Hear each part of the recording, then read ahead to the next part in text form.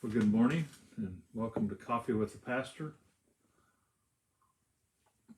Glad you were able to join me today. We're going through the Gospel of Mark, and Mark really points towards the Passion Week.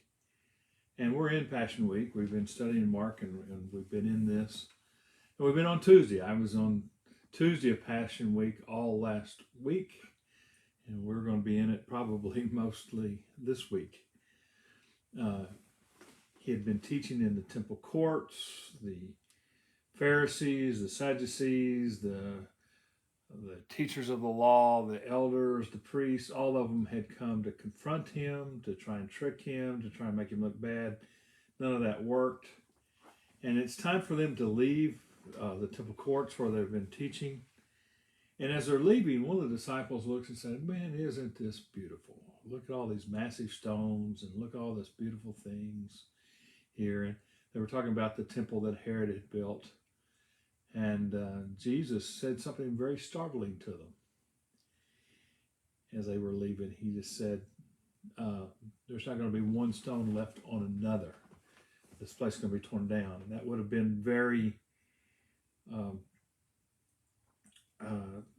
just shocking to the disciples, because all of their life, their worship was around the temple. I mean, these guys were from Galilee, and they would make 3 to 4 trips a year to worship at the temple. So that would have been shocking to the disciples. It was shocking to those who heard that. And then they walk over to the Mount of Olives. Now, if you've been to Jerusalem, you know about this, but let me tell those of you who don't, try and explain it to you. The Temple Mount area, there, or temple courts where Jesus would have been teaching, and the temple would have been up here. And then it goes down on one side. It goes down. It's a valley. It's the Kedron Valley, actually. And you go down, and then you go just right back up, and there's the Mount of Olives. The Mount of Olives is about on the same level as the temple, and it's a good view from there.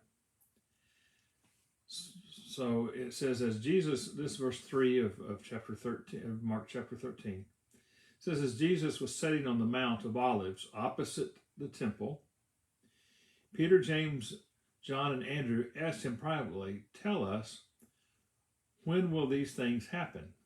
And what will be the sign that they are about to be fulfilled?" Now, I want to give you a view from where they would have been.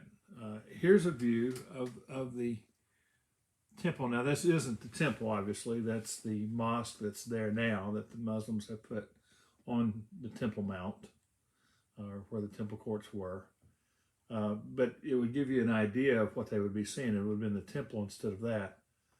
But that's would be the view, and it's very level, very much like that.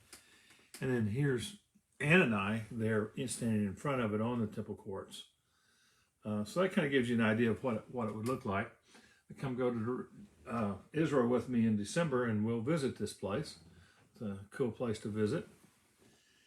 And but they want to know, okay, you say this temple is going to be torn down. Tell us about this.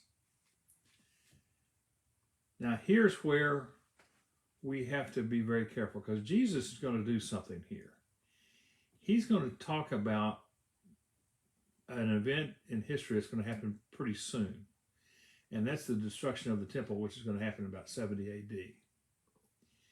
He's also going to intermix teachings about the second coming, which is very interesting as well.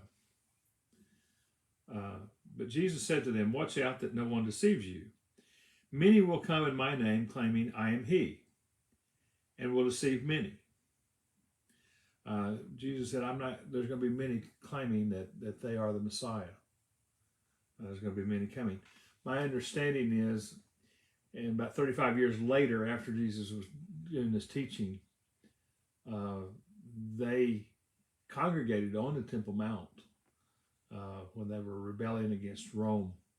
And there were 2 different guys who said that they were the Messiah, And if they would follow them, he would lead them in victory against Rome. Obviously, neither one of them did, because Rome conquered them and completely destroyed the temple.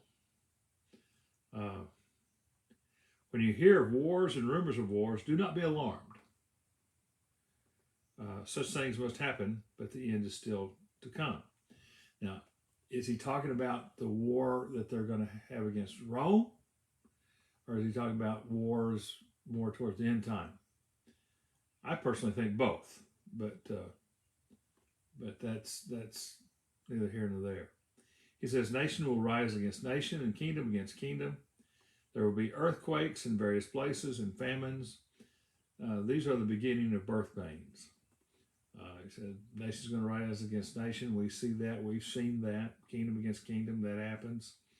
Earthquakes. We have lots of earthquakes in our world today. And we have a lot of famines. He says, you must be on your guard.